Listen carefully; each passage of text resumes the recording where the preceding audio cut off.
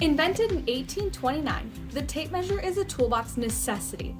Here's the performance tool W5045, our clear case 16-foot tape measure. You may notice the head of the tape measure is a bit loose.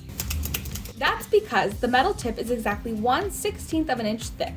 This allows the metal hook to be accounted for when taking measurements. It slides in when you're pushed up against something like a wall and pulls out when hooked on something like a plank.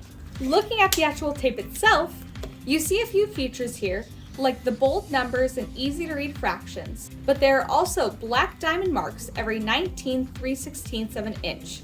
And this is to indicate the spacing between joists and studs in framing. The tape measure works by tightening a metal spring as the tape is extended, which when unlocked creates the force needed to automatically retract. Weak spring metals is why tape measures eventually fail.